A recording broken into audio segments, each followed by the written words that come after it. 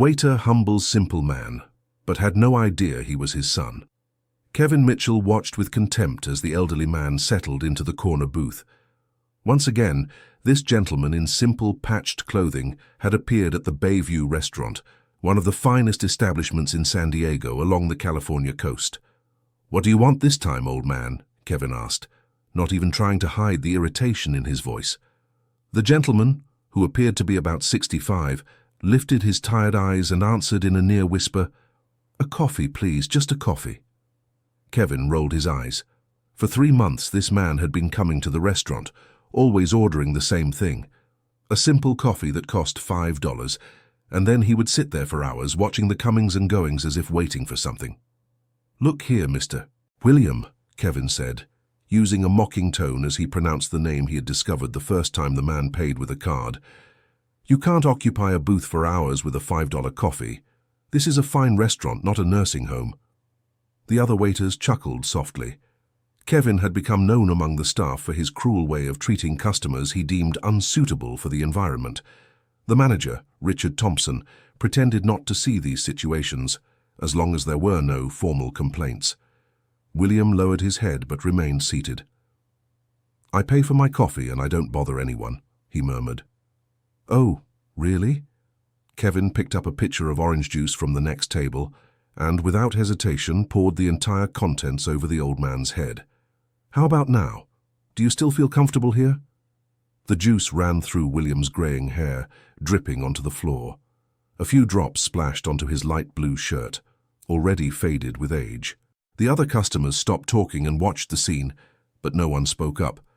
William remained still for a few seconds, then took a napkin from the dispenser and began to clean himself slowly, with a heart-breaking resignation.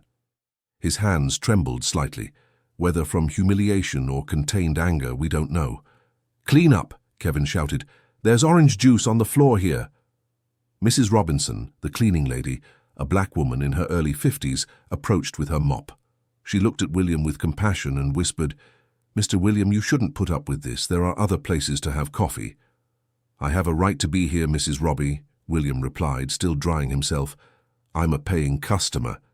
Kevin overheard the conversation and became even more irritated. "Customer? You barely have money for a coffee. Look at these clothes, these worn-out shoes. You should be ashamed to come into a place like this." Throughout this scene, a young man seated a few booths away watched everything intently. He was about 30, with dark hair, and wore casual but good-quality clothes. This was Robert Brown, a lawyer who regularly came to the restaurant for lunch. Robert stood up and walked over to William's table. "Excuse me," he said, addressing Kevin. "Could you bring me my check? And for this gentleman too, if he'd like." Kevin was confused. Robert was an important customer, always polite and a good tipper. "Of course, Mr. Brown. Is there a problem?" "No problem with the food," Robert said, looking steadily at Kevin. "But I can't eat in peace watching an employee humiliate an elderly customer like this." Embarrassment filled the room. Richard, the manager, finally approached. "Did something happen here?" "Your employee just poured juice on this gentleman's head," Robert explained. "Is this the establishment's customer service policy?" Richard looked nervously at Kevin, then at William, who continued cleaning himself in silence. "Of course not, Mr. Brown." "Kevin, what happened here?" "It was an accident, boss," lied Kevin. "I slipped, and the pitcher fell on his head." William looked up for the first time since the incident. "It wasn't an accident. He spilled it on purpose because he said I shouldn't be here." The tension in the air was palpable. Robert took a $50 bill from his pocket and placed it on William's table. "The coffee is on me, sir. And please, don't let anyone make you feel inferior. We all deserve to be treated with respect." William looked at the bill, then at Robert. His eyes filled with tears, but he didn't cry. "Thank you, young man. But I can pay for my coffee." "I know you can," smiled Robert. "But accept it as an apology for what happened." Kevin watched the scene with growing anger. He couldn't stand seeing that old man receiving attention and compassion. After Robert left, Richard called Kevin for a private conversation. "Look, Kevin, you're a good employee, but you need to control this picking on certain customers. Mr. Brown is important to us, and if he was bothered... Boss, that old man is a problem. He comes here almost every day, orders just a coffee and stays for hours taking up a table. It drives other customers away. Even so, you can't treat anyone like that. Next time, call me and I'll handle the situation diplomatically. Kevin agreed, but inside he was boiling with anger. There was something about that old man that deeply irritated him, a feeling he couldn't explain. When William got up to leave, he left some change on the table and walked slowly to the exit. Kevin noticed the man limped slightly on his left leg and wore a very worn but clean shoe. "By, annoying old man," murmured Kevin, thinking William wouldn't hear. But William stopped at the door, turned around and looked directly at Kevin. For a moment, his eyes no longer showed resignation, but a deep sadness that made Kevin feel uncomfortable. "See you tomorrow, son," said William, so quietly Kevin almost didn't hear. "What did you say?" asked Kevin, but William had already left. That night, Kevin went home, still bothered by the situation. He lived alone in a small apartment in downtown San Diego, which he shared with a co-worker. His life was simple, working at the restaurant, going out with friends on weekends, and saving money for his future plans.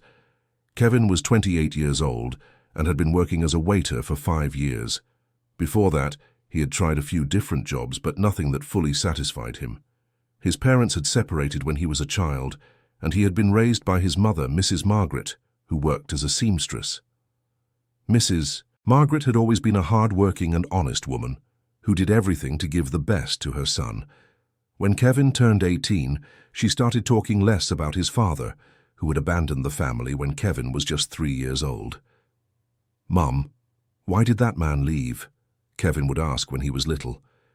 "Sometimes people make wrong choices, my son, but you don't need to worry about that. We're fine on our own."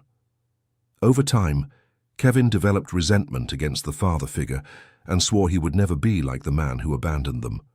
Ironically, this resentment made him develop a tough personality and sometimes be cruel to people he considered weak or losers. The next morning, Kevin arrived at work still thinking about the previous day's incident.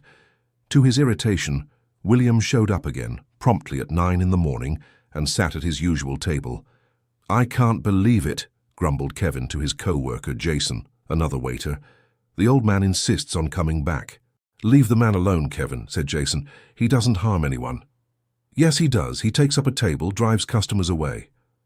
"Can't you see people get uncomfortable with him around?" Jason shook his head in disagreement but didn't push the argument. Kevin approached William's table with an expression even more hostile than the day before. "What is it this time? The same miserable coffee as always?" William nodded, avoiding direct eye contact with Kevin. "Please." "Please what?" "Learn to speak properly." "Please." "A coffee," repeated William, his voice firmer. Kevin reluctantly wrote down the order and went to get the coffee. While preparing the drink, he noticed William pulling an old worn wallet from his pocket and taking out a small photo, which he held between his fingers for a few seconds before putting it away. Curious, Kevin decided to observe William more closely. The man had well-groomed grey hair despite his simple clothes. His hands were calloused, indicating years of manual labor, but his manners were polite and respectful. Dear listener, if you're enjoying the story, please take a moment to like and especially subscribe to the channel. It really helps us who are just starting out. Now continuing. When Kevin brought the coffee, William murmured an almost inaudible "thank you." This time, Kevin decided to be more direct. "Listen here, old man. What's your deal? Why do you come here every day? There are 1,000 cheaper coffee shops in town." William slowly raised his eyes. There was a sadness in his gaze that Kevin couldn't understand. "I like it here," William replied simply. "Like it? What? Being humiliated?" "I like seeing you working," said William, and those words hit Kevin like a bombshell. "Seeing me working?" Kevin felt a strange shiver. "Why?" William didn't answer immediately. He sipped his coffee slowly, as if savoring every drop. "You remind me of someone," he finally said. "Who?" "Someone I lost a long time ago." Kevin was taken aback. He hadn't expected such a personal answer. "And who would that be?" William looked directly into Kevin's eyes for the first time. "My son." An odd silence fell between them. Kevin felt something stir in his chest, a sensation he couldn't identify. "Your son? Where is he?" "I don't know," William sighed. "I lost contact with him many years ago. He was little when I made the worst choice of my life." Kevin swallowed hard. There was something about this conversation that made him extremely uncomfortable. "And why are you telling me this?" "Because you're the same age he would be today. And sometimes I imagine what he'd be like if he'd be a hard-working man like you." "Hard-working?" Kevin almost laughed. "You called me hard-working after I spilled juice on your head yesterday?" William smiled sadly. "You're working, earning your living honestly. That's more than many people out there do." Kevin felt even more confused. He couldn't understand how this man could see him positively after being humiliated. "You're really strange, old man." "Maybe, but when you reach my age, you learn that life is too short to hold grudges." "Oh, really? And why doesn't your son want to talk to you anymore?" The question was like a slap in William's face. He lowered his eyes and remained silent for a long moment. "Because I deserve it," he finally said. "Because I was a terrible father and an even worse husband. Because I abandoned them when they needed me most." Kevin felt ashamed of his question. He hadn't expected such an honest and painful answer. "Sorry, I didn't—" "No need to apologize," William interrupted. "You had the right to ask, and I deserve to carry this burden." At that moment, Richard approached the table. "Kevin, there's a customer at table 6 waiting to order." Kevin nodded and walked away, but he couldn't get the conversation out of his head for the rest of the day. There was something in the way William spoke about his abandoned son that touched his own wounds deeply. During the break, Kevin looked for Jason in the staff locker room. "Jason, have you ever noticed the old man who sits at the corner table?" "Mr. William? Of course, he's quiet. Why?" "He told me something strange today, said I remind him of his son." "And what's wrong with that?" "I don't know, it made me uncomfortable." "Do you know anything about him? Where he's from? What he does?" Jason thought for a moment. "Well, Mrs. Robbie has talked with him a few times. From what she told me, he lives alone in a small rented room near the harbour, works as a night watchman at some companies in the area." "Night watchman?" Kevin was surprised. "So he works at night and comes here in the morning?" "Seems so, Mrs. Robbie said he told her he likes to have coffee before going to sleep." Kevin became thoughtful. William worked all night and still came to the restaurant every morning just to have a coffee and stay there for a few hours. "What about his family? Did she say anything?" "Not much. Only that he lost contact with his children many years ago and deeply regrets it." Kevin felt even more uneasy. William's story was starting to affect him in a way he couldn't explain. When he returned to the dining room, William was still there, slowly finishing his coffee. Kevin approached again, this time with less hostility. "Sorry for asking about your son," said Kevin. "It was none of my business." William looked surprised. He hadn't expected an apology. "It's okay, son. It's natural to be curious. How did you lose contact with him?" William hesitated, as if deciding how much he could share. "I made wrong choices when I was young. Developed addictions that almost destroyed my family. My wife decided it was better for her and the children if I wasn't around." "And you didn't try to get your family back?" "I did try, but sometimes we hurt people so much that they can't trust us anymore, even when we change." Kevin was touched by William's honesty. "And today, do you still have those addictions?" "No. I stopped over 20 years ago, but the damage was already done." 20 years, and you never tried to talk to them again?" William sighed deeply. "I tried a few times, but always from a distance. I don't want to cause them more suffering. I'd rather know they're doing well without me than risk hurting them again." "What do you mean from a distance?" William fell silent, as if he had said too much. "Never mind, son, these are old man's matters." For the rest of the week, Kevin found himself watching William with different eyes. He noticed the man always arrived promptly at 9 in the morning, always ordered the same coffee, always paid exactly, and never caused any trouble. The only thing he did was sit there, watching the restaurant's activity. On Friday, Kevin decided to sit for a few minutes at William's table during his break, May I sit here? William was surprised but nodded positively. Of course. Why do you always sit at this table? Asked Kevin. There are others available that are more comfortable. From this table I can see all the activity in the dining room, William replied. I like watching people. And what interesting things do you see here? William smiled slightly. I see families gathering, couples talking, friends meeting. I see you and your co-workers working. I see life happening. Doesn't that make you sad? Seeing other people with their families when you don't have yours? Sometimes. But it also makes me happy. I'm happy to see that life goes on, that there are people loving each other. Kevin became thoughtful. You said your son would be my age today. How old was he when you lost contact? 3 years, William answered with a choked voice. He was just a baby, could barely speak. And you don't have any pictures of him? William hesitated, then took his wallet from his pocket. From it, he pulled out a small, worn photo. It showed a young woman holding a child in her lap. This is the only photo I have, my ex-wife Margaret and my son Kevin. The world stopped for Kevin at that moment. His heart started beating so hard he thought he might faint. The photo showed a woman he recognized immediately, his mother 25 years younger, and the child in her lap. What did you say your son's name was? Asked Kevin with a trembling voice. Kevin Mitchell Wilson. The last name was right. Kevin stared at William, trying to find similarities that could confirm what his mind was already screaming. How old are you? Asked Kevin. 66, William replied, puzzled by the questions. Kevin did the math quickly. If William was 66 and was 28 when his son was born, the numbers matched perfectly.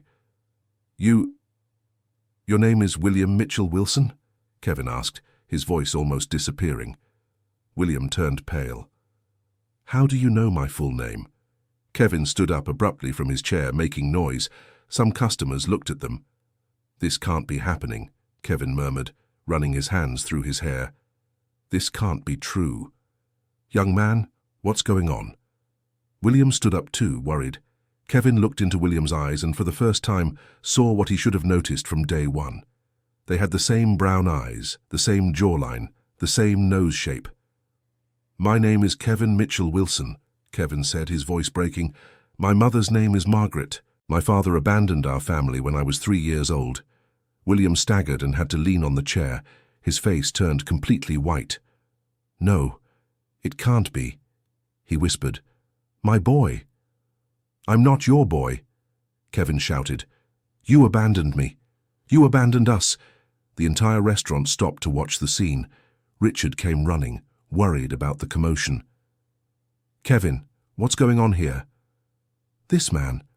Kevin pointed at William with trembling hands. This man is my father. The father who abandoned me when I was a child. William sat down heavily in the chair, his eyes filled with tears. My God, my boy. How you've grown. No! Kevin shouted again. You have no right to call me boy. You lost that right 25 years ago.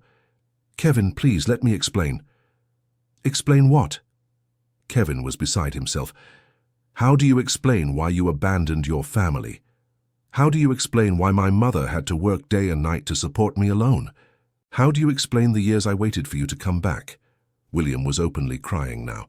I know I have no excuse. I know I was a terrible father. But please, let me tell you what happened. I don't want to know. Kevin took off his apron and threw it on the floor. I don't want to know anything. Stay away from me. Kevin ran out of the restaurant, leaving William alone at the table, crying.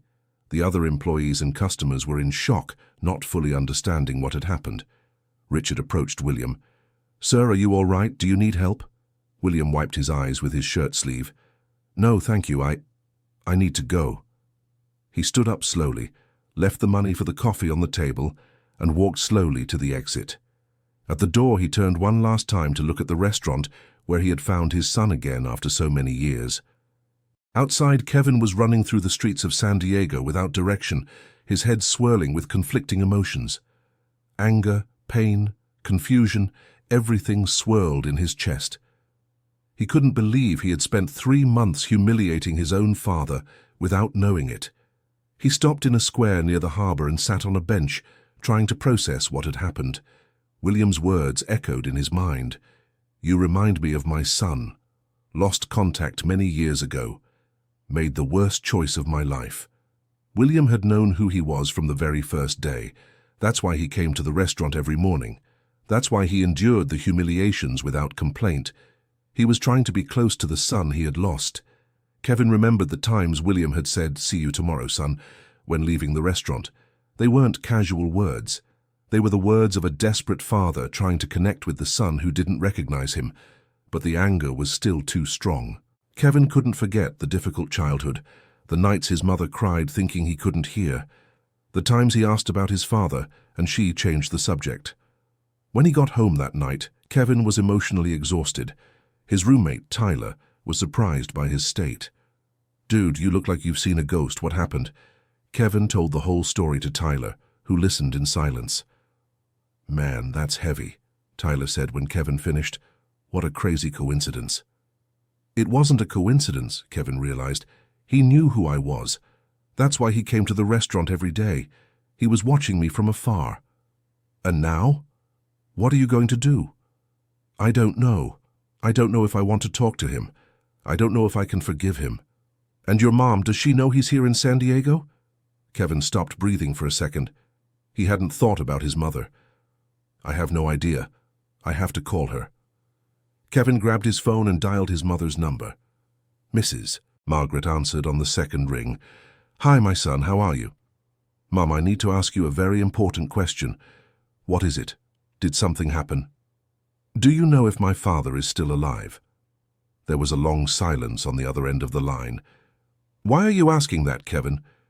"Just answer, Mom. Do you know if he's still alive?" "Yes, he is alive." "And do you know where he lives?" Another silence. "Kevin, why are you asking this? Did something happen?" "I found him, Mom. He works here in San Diego." Mrs. Margaret started crying on the other end of the line. "What do you mean you found him?" Kevin told his mother everything. How William showed up at the restaurant, how he treated him badly, how he discovered he was his father. "Oh my God," Mrs. Margaret sighed between sobs. "Oh my God. Mum, why did you never tell me you knew where he was?" Because I thought it was better that way. You both suffered so much when he left." "You both, Mum, he didn't leave." "Did you make him leave?" "Kevin, it's not that simple." "Then explain it to me. Tell me what really happened." Mrs. Margaret took a deep breath. "Your father had problems with drinking and gambling, Kevin. He spent all the money he earned. There came a point when we didn't even have food to eat. I was pregnant with your sister. "What sister?" Kevin interrupted. "I have a sister?" "We had one. We lost her during the pregnancy because of the stress and malnutrition. That's when I decided I couldn't go on like that anymore." Kevin sat on the couch, shocked by the revelations. "And then?" "Then I gave him an ultimatum. Either stop drinking and gambling or leave the house. He tried to stop a few times, but he always relapsed. Until one day he decided to leave on his own. He said he couldn't control himself and that it was better for everyone if he wasn't around. And after that? After that, he disappeared. We went a few years without any news. When you were about 8 years old, he started sending money." "What do you mean sending money?" "Every month an envelope with money would arrive at the house. No return address, but I knew it was from him. He kept sending it until you turned 18. Kevin couldn't believe what he was hearing. "And why did you never tell me this?" "Because I thought it was better for you to grow up thinking he had abandoned us than to know the truth. That he was suffering away from us because of his addictions. But Mom, that wasn't right. I had the right to know. I know my son. I know I did wrong. But at the time, I thought I was protecting you." Kevin hung up the phone completely confused. Everything he believed about his family history was falling apart. His father hadn't simply abandoned them.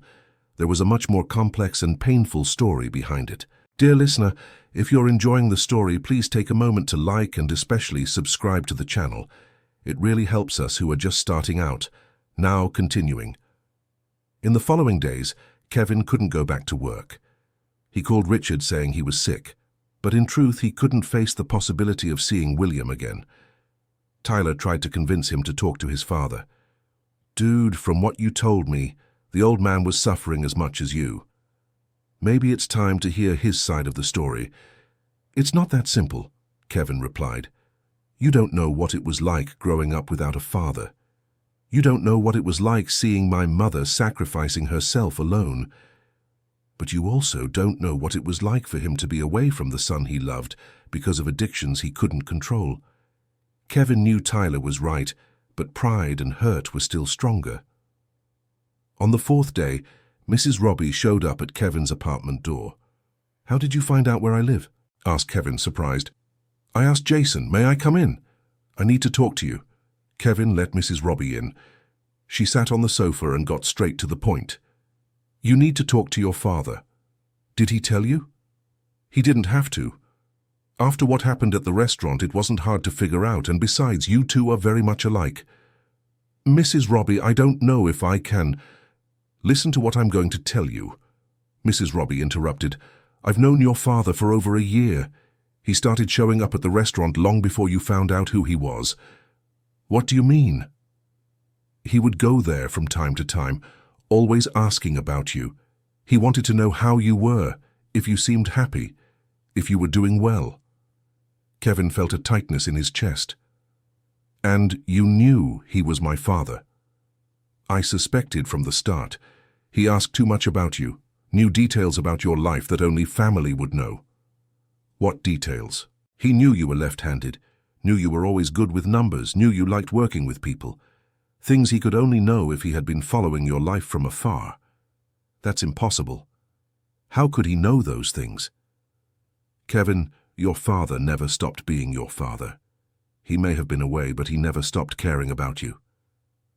Mrs. Robbie got up to leave. "One last thing, young man. Your father is very sick." "Sick? What do you mean?" "He has heart problems. He needs expensive medicine and doesn't have the money to buy it. There are days when he works all night and comes to have coffee at the restaurant because he can't sleep properly anymore." Kevin felt as if he had been punched in the stomach. "Why are you telling me this?" "Because you two have lost too much time, and time doesn't come back, my son." After Mrs. Robbie left, Kevin spent the rest of the afternoon thinking. If William was really sick, if he really didn't have money for medicine. That night, Kevin decided to look for William. Mrs. Robbie had given him the address, a simple boarding house near San Diego Harbor. The neighborhood was very different from the restaurant area. Small houses, unpaved streets, a humble but clean environment. Kevin found the boarding house, an old two-story building divided into several small rooms. "I'm looking for William Mitchell Wilson," Kevin said to the boarding house owner, a heavy-set woman about 60 years old. "Mr. Will? He's in room 14 on the second floor, but I don't think he's in. At this hour, he's already left for work." Kevin went up anyway and knocked on the door of room 14. To his surprise, William answered. "Kevin?" William couldn't believe what he was seeing. "Can I come in?" William opened the door completely. The room was tiny, a single bed, a small table, an old wardrobe, and a sink in the corner. It was clean, but extremely simple. "Didn't you go to work today?" Kevin asked. "I wasn't feeling too well," William replied, sitting on the bed. "But what are you doing here?" Kevin looked around the room. On the small table, he saw several packs of medication, some newspaper clippings, and a small photo, the same photo William had shown at the restaurant. "Mrs. Robbie told me you're sick." William lowered his eyes. "Mrs. Robbie talks too much. Is it true?" "It's just a matter of age, nothing serious." Kevin approached the table and saw the medications, drugs for high blood pressure and heart problems. "This doesn't seem like nothing." "Kevin, why did you come here?" William changed the subject. Kevin sat in the room's only chair. "I talked with my mother. She told me some things I didn't know."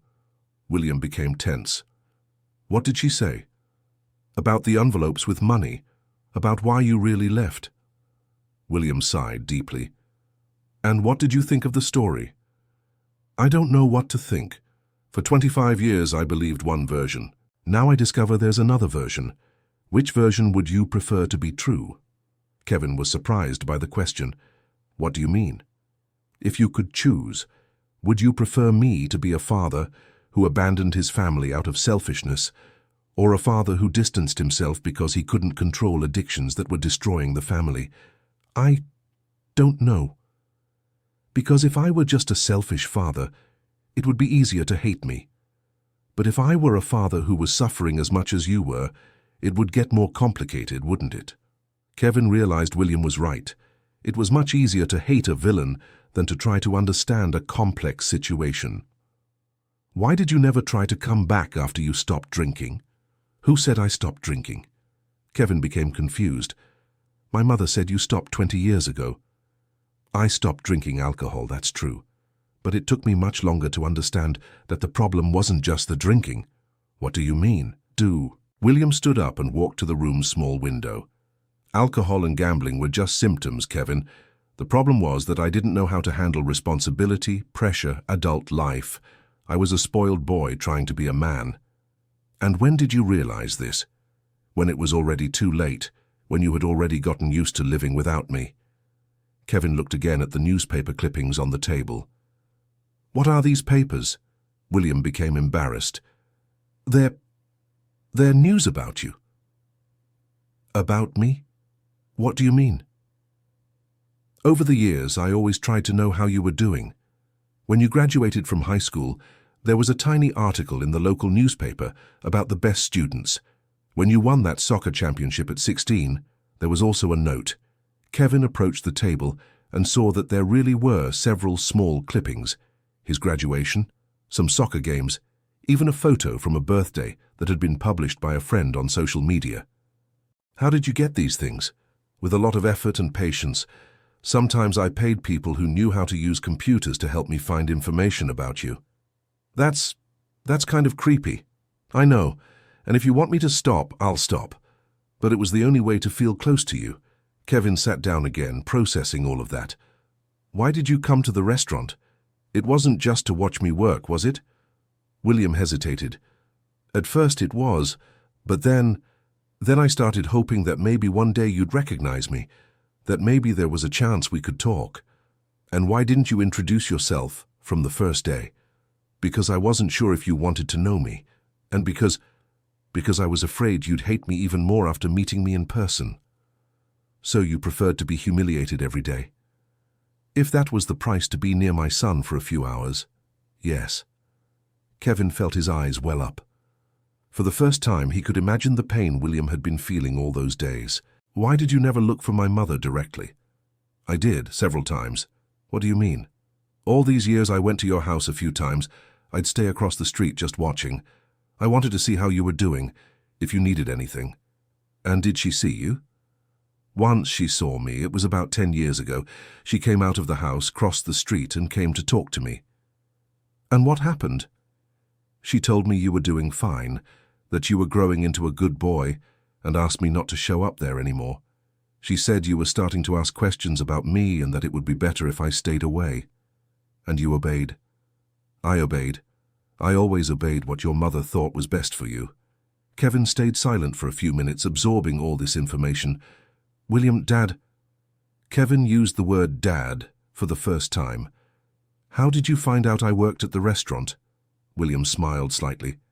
By chance. I was passing through the area looking for work when I saw you going in there.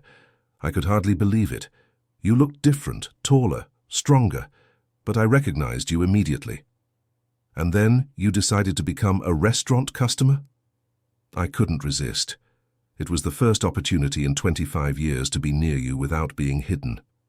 Even knowing I might treat you badly. Even knowing. Anything was better than continuing to only see you from afar. Kevin stood up and walked around the small room. He needed to process all that. Can I ask you a question? Of course. Do you have other children? Did you get married again? No. I never could. I never could love anyone else after your mother. And I never could forgive myself for what I did to you both. And now? How do you live? William pointed around the room. As you can see, I work as a security guard at some companies. Make enough to pay for this room and feed myself. The rest of the money what? William looked embarrassed. The rest I still send to your mother. What do you mean? Every month I deposit some money into her account. Not much because I don't make much, but it's my way of trying to make up a little for the years I didn't help. Kevin was shocked. My mother never told me that. I asked her not to. I didn't want you to think I was trying to buy your forgiveness. And the medicines? How do you pay for them? William lowered his eyes. Sometimes I don't. When the money isn't enough, I go without. That's dangerous. You could get sick. I already have. Last week I fainted during work, but it's okay, I'm getting used to it. Kevin sat on the bed next to William. Dad, this can't go on like this. William looked surprised at Kevin. You called me Dad. That's what you are, isn't it? Even with all the mistakes, even with all the lost time. William started to cry. Kevin, I'm sorry. I'm sorry I missed your childhood, for not being there when you needed me, for causing so much suffering for you and your mother. Kevin was also emotional. Dad, I'm not going to lie and say I'm not hurt. I'm very hurt. But I'm also seeing that the situation was more complicated than I imagined. Do you think maybe one day you could forgive me? I don't know. Maybe, but it'll take time. William nodded. I understand, and I won't pressure you. Just being able to be here talking with you is more than I deserve. Kevin became thoughtful. Dad, can I ask you for a favor? Anything.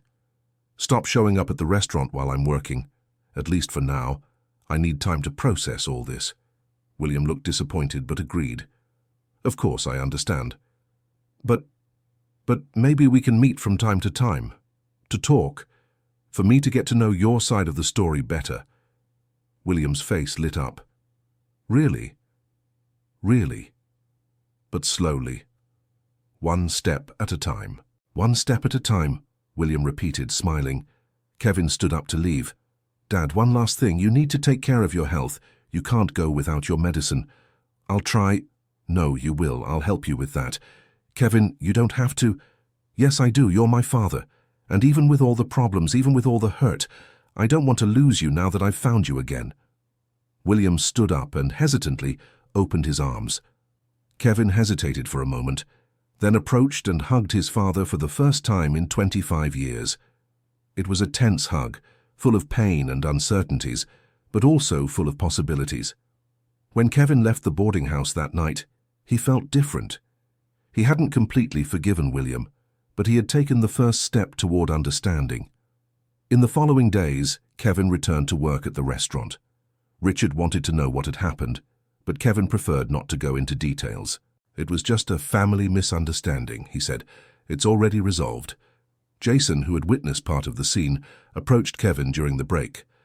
Hey man, how are you? Confused, Kevin answered honestly. Very confused. Want to talk about it? Kevin told the whole story to Jason, who listened in silence. Man, what a complicated situation, said Jason when Kevin finished. And now I'm trying to understand my own feelings. It's a lot to process at once. And your mum? How did she react when she found out you two had reunited? I haven't told her yet. I'm waiting to be sure of what I'm feeling myself. I think you should tell her. She has a right to know. Kevin knew Jason was right, but he still didn't feel ready for that conversation. That week, Kevin and William met twice. The first time, they went to a simple diner near the harbor. The second time, they walked along San Diego Beach. On both occasions, William shared more details about the years he had been away. Kevin discovered that his father had lived in several cities, always trying to distance himself from the family to avoid causing more problems. He had worked various jobs, construction, security, cleaning, always sending what he could to Mrs. Margaret. Why did you never try to get treatment for your addictions? Kevin asked during one of these conversations. I tried several times, William answered, but back then I didn't have as much access to treatments as today. And mainly, I didn't understand that I needed to treat the cause of the addictions, not just the addictions themselves. And what was the cause? Fear. Fear of not being good enough as a father, as a husband, as a man. The more responsibilities came up, the more I ran to alcohol and gambling. And when did you understand that? Much later. When I met a man in a small town who helped me see that I was running away from life instead of facing it. And this man, who was he? A pastor from a small church. He had also had problems with addictions and showed me that it was possible to change. Not overnight, but gradually. Kevin was surprised. Did you become religious? Not exactly, but I learned to have faith in myself. I learned that I could be a better person if I worked hard for it. During these conversations, Kevin began to see William not just as the father who had abandoned him, but as a man who had made serious mistakes and spent decades trying to redeem himself. Dear listener, if you're enjoying the story, please take a moment to like and especially subscribe to the channel. It really helps us who are just starting out. Now, continuing. 2 weeks after the reunion, Kevin finally decided to tell his mother everything. He called and asked to visit her over the weekend. Mrs. Margaret lived in a small but well-kept house in the Parkside neighborhood of San Diego. When Kevin arrived, she was already waiting in the living room. "Mom, I need to tell you something important. About your father. How did you know?" "A mother always knows, my son. And besides, you've been different since we talked about him." Kevin told her everything. The meetings, the conversations, what he had discovered about William's life all these years. Mrs. Margaret listened quietly, sometimes wiping her eyes with a handkerchief. "And how are you feeling?" she asked when Kevin finished. "Confused, sometimes angry, sometimes sorry for him, sometimes thinking I can forgive him, sometimes thinking I can't. It's normal to feel that way. Mom, can I ask you a question?" "Of course." "Do you still feel anything for him?" Mrs. Margaret sighed deeply. "Kevin, your father was the great love of my life. When we met, he was a sweet and caring boy. The man who got lost in addiction wasn't the man I fell in love with. And now, after everything that happened, now I feel sorry for him, and gratitude. Gratitude. Gratitude because, even with all the mistakes, he gave me you. And because, even from afar, he never stopped caring about us. Did you know he was still sending money to this day?" "I knew. And often that money helped us more than you can imagine." "Why did you never tell me?" "Because I thought you had the right to decide whether or not you wanted contact with him. If you knew he was helping financially, you might feel pressured to forgive him." Kevin became thoughtful. "Mom, do you think I should forgive him?" "Only you can decide that, my son, but can I give you some advice?" "Go ahead." "Forgiveness isn't a favor you do for him, it's a favor you do for yourself. Holding a grudge hurts the one who holds it more than the one it's aimed at." "But how do you forgive something that caused so much pain?" "Forgiving doesn't mean forgetting or pretending nothing happened. Forgiving means accepting that people can change and that you can choose to build something new on the ruins of what was destroyed." That night, Kevin went home with even more to think about. His mother's words echoed in his mind. The following week, Kevin had a crisis at work. During lunch, a family with a young child occupied the table where William usually sat. The child, a boy about 3 years old, spilled juice on the table and started crying. Kevin approached to clean the table, and when he saw the boy crying, something broke inside him. He imagined what it must have been like for William to leave a child that age. He imagined the pain his father must have felt making that decision. For the first time, Kevin was able to put himself in William's shoes. When he finished work, Kevin went straight to the boarding house to find his father. "Kevin, is something wrong?" William was worried to see him arriving outside their usual meeting time. "Dad, I need to ask you a question." "Of course." "How were you able to leave me when I was 3 years old?" William sat on the bed, his face filled with pain. "I wasn't able to. I never could. It was the hardest thing I've ever done in my life." "But you did it." "I did it because I thought it was best for you. I was watching your mother suffer because of me. I was seeing there wasn't enough food at home. I was watching my addictions destroy our family. And you thought leaving would solve it. I thought it would give you all a chance to be happy without me. I thought you deserved better than a addicted, irresponsible father." Kevin sat down beside his father. "You know something? I spent my whole life hating you for leaving. But today, for the first time, I could imagine how difficult it must have been for you to make that decision." William looked surprised at his son. "And what did you think?" "I thought maybe you did what you thought was right at the time, even if it was wrong, even if it hurt everyone." Do you think you'll ever be able to forgive me?" Kevin took a deep breath. "I think I've already started to forgive." William began to cry. "My son, I don't deserve your forgiveness. Maybe you don't, but I deserve to have peace in my heart, and I won't get that peace by continuing to hate you." They remained silent for a few minutes. "Dad, I want to help you with your medications, and I want to help you find a better place to live." "Kevin, you don't have to." "Yes, I do. Not because you deserve it, but because I want to. Because you're my father, and I love you, even with all the pain between us." William hugged Kevin tightly, and this time it wasn't a tense hug. It was the hug of a father who had found his son again after decades of suffering. "I love you so much, my boy," whispered William. "I've loved you from the day you were born until today, and I'll love you until the day I—" "Don't talk like that," Kevin interrupted. "You're not going anywhere. Now that we've found each other again, we'll have plenty of time to build a new relationship." In the following months, Kevin and William began meeting regularly. Kevin helped his father buy the necessary medications and moved to a small but more dignified apartment. William got a better job at a security company, working during the day instead of at night. This allowed him to have a healthier routine and more time to spend with his son. Mrs. Margaret, initially hesitant, agreed to meet William again after so many years. The meeting was emotional and painful at the same time. They talked for hours, going over the past, asking forgiveness from each other, and trying to build a new way of relating. "I can't completely forgive you," said Mrs. Margaret, "but I can try to build a new friendship, for Kevin and for everything we lived through together." William accepted these conditions. He didn't expect to regain his ex-wife's love, but was grateful to have a respectful relationship with her. Kevin also introduced William to Tyler, his roommate, and some work friends.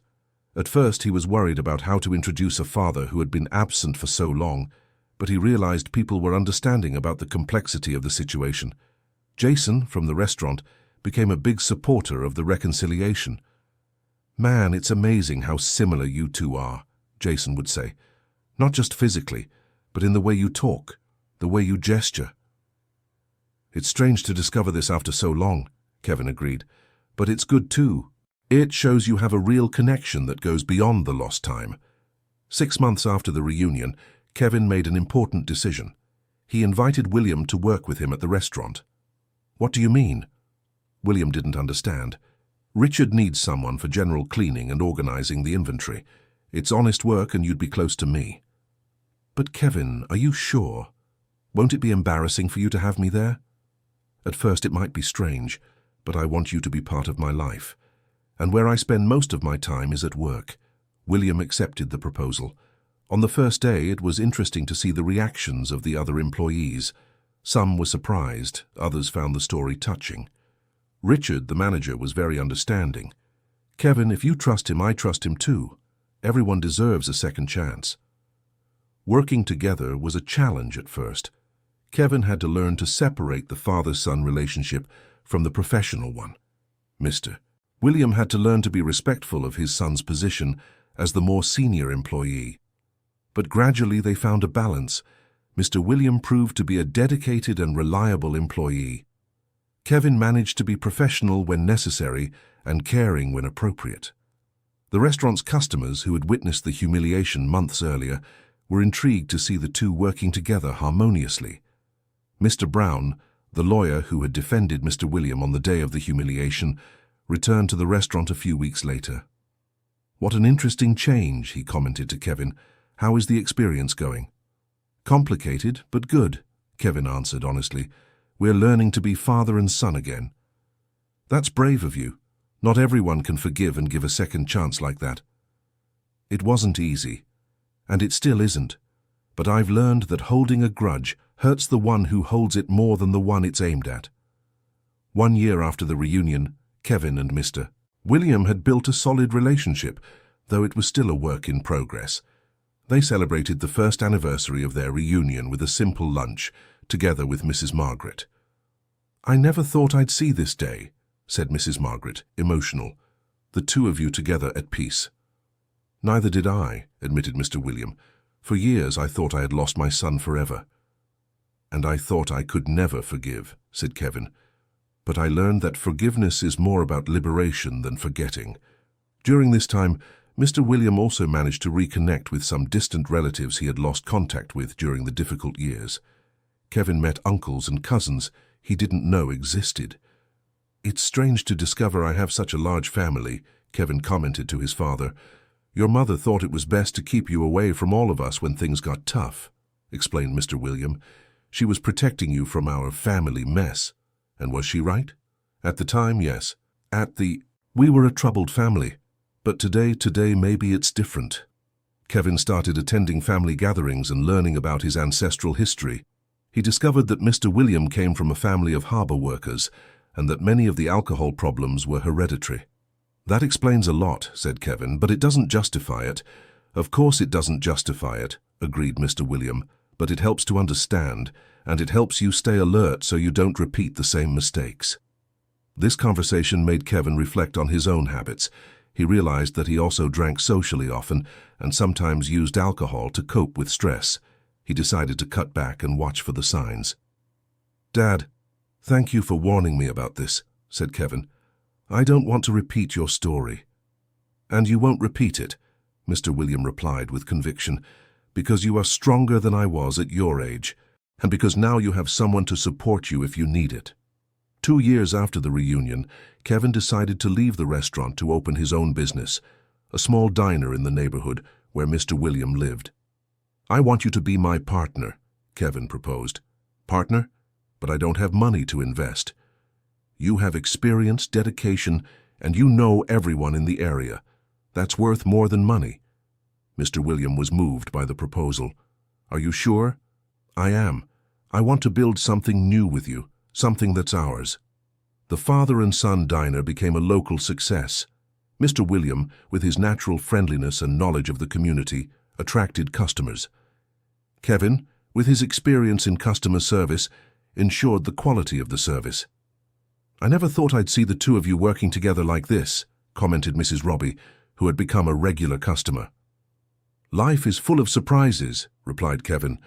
"Sometimes the worst situations can turn into the best ones." "You give me hope," said Mrs. Robbie. "You show that it's never too late for a fresh start." During this period, William also managed to properly treat his health problems.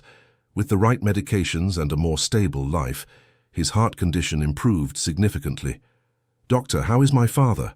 asked Kevin during a medical appointment. "Much better," replied the doctor. "The stress from his previous life was worsening his condition. Now, with a healthy routine and family support, he can live many years without problems." "Did you hear that, Dad?"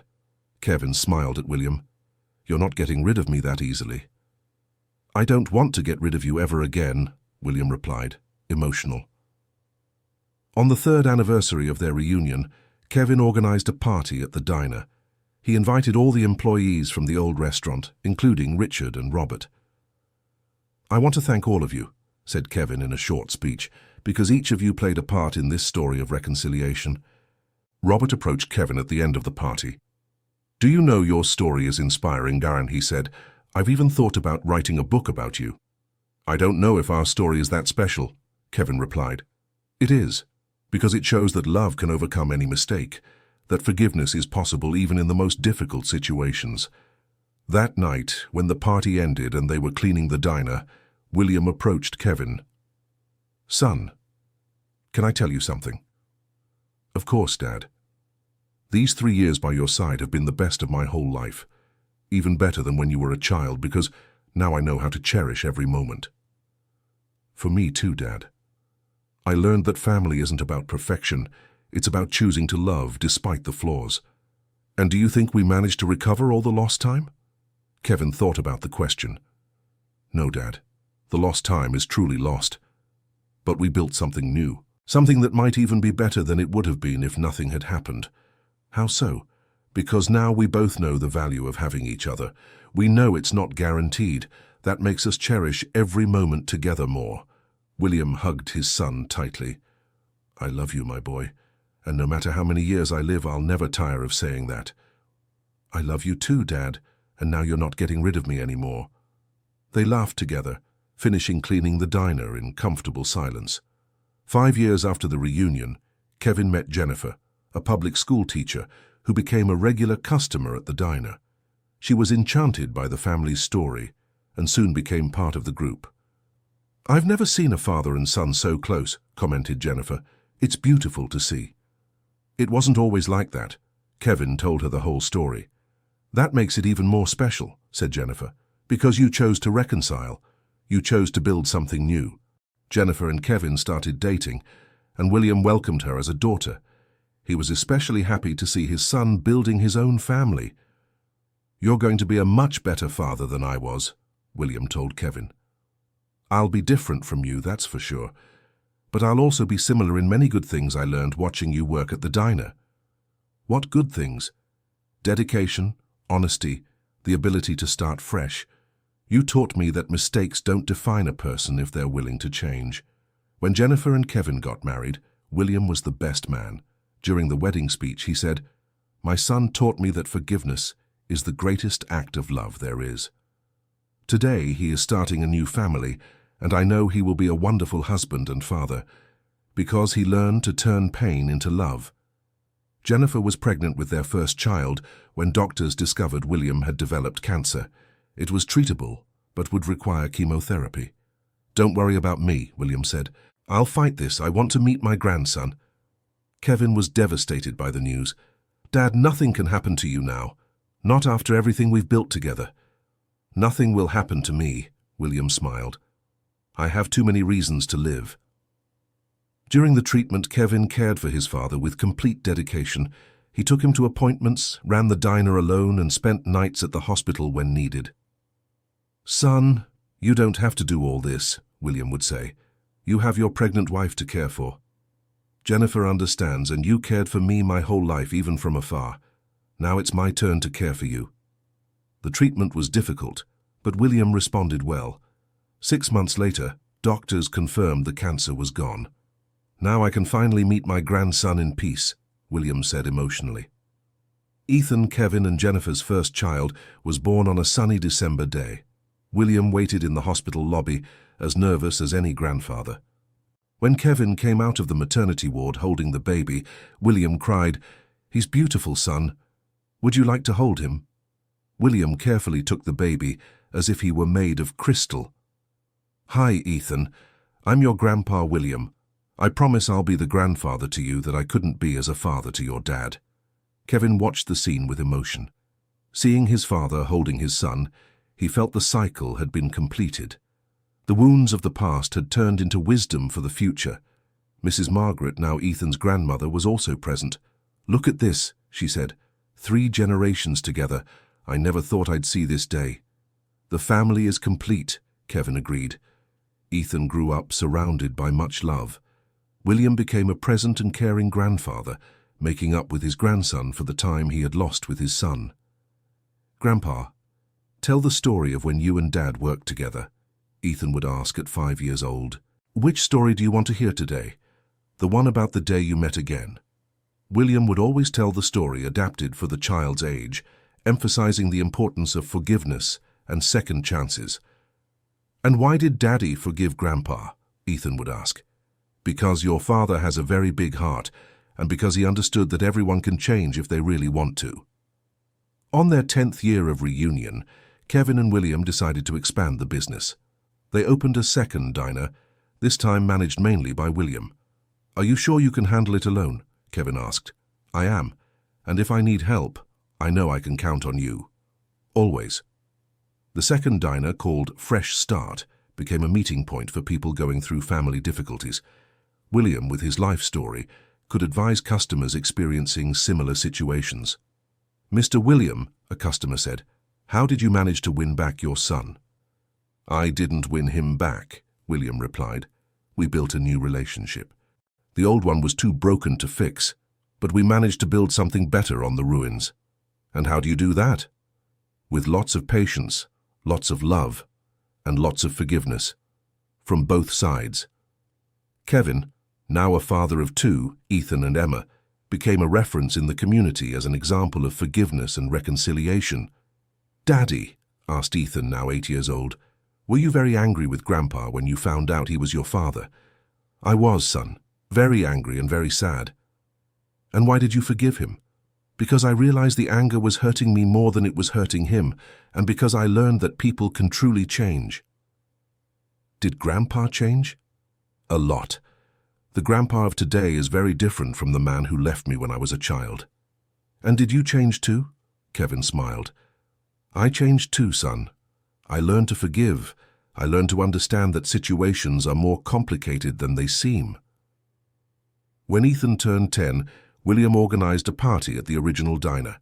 He invited all the people who had been part of the reconciliation journey. "I want to thank all of you," said William in a short speech, "because each one of you contributed so I could have my family back." Robert, now a family friend, approached Kevin. "Do you know your story still inspires many people?" "How so?" "Several people came to me after I told your story. Parents who wanted to reconnect with children, children who wanted to forgive parents. Your story gives hope." "We didn't do anything extraordinary," Kevin replied. "We just learned to love despite the wounds." And that is extraordinary indeed. That night, when the party was over, 3 generations of the family stayed together at the diner. William, Kevin, Jennifer, Ethan, and Emma. "Grandpa," said Ethan, "tell Emma the story of how you and Dad met." William looked at Kevin, who nodded, smiling. "Once upon a time, there was a father who made a very big mistake and lost his family. For many years, this father was very sad and tried to find a way to show his son that he still loved him very much. And then, Emma, 4 years old, paid attention. Then one day, he found his son working at a restaurant. But the son didn't know he was the father. And what happened?" William looked at Kevin again with teary eyes. "The son found out who he was. He was very angry at first, but then he had the generosity to forgive and give them a chance to be a family again." "And did they live happily ever after?" asked Emma. "We are living happily ever after," replied Kevin, "one day at a time." William stood up and hugged Kevin. "Thank you, my son, for giving me this second chance, for letting me be your father again, for letting me be the grandfather of your children. Thank you, Dad, for never giving up, for showing that it's possible to change, for teaching me that love is stronger than any mistake." Jennifer watched the scene with tears in her eyes. Those 2 men had transformed pain into love, resentment into understanding, separation into union. Ethan approached the 2. "Dad, Grandpa, can I say something?" "Of course, son," they both said at the same time. "You are the best dad and the best grandpa in the whole world." William and Kevin looked at each other and smiled. They had come a long way since that day at the restaurant when the orange juice had been spilled. That moment of humiliation had turned into the beginning of a new story. A story of forgiveness, of second chances, of unconditional love. A story that proved it's never too late to start over. It's never too late to ask for forgiveness. It's never too late to be a family. Outside the diner, a small sign said, "Father and Son, where every family is welcome." And below, a smaller phrase, "Second chances always available." And so, on a December night in San Diego, 3 generations of the Wilson family embraced, having learned that true love isn't perfect, but it's persistent. It isn't easy, but it's possible. It doesn't erase the past, but it builds a better future. The story of William and Kevin had become a legend in the neighborhood. People told their children and grandchildren about the waiter who discovered he was humiliating his own father, and about the father who never gave up on regaining his son's love. But for them it wasn't a legend, it was simply life.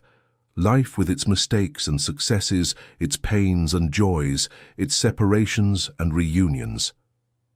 And at that diner, every day, father and son worked side by side, serving coffee and sandwiches, but mostly serving hope.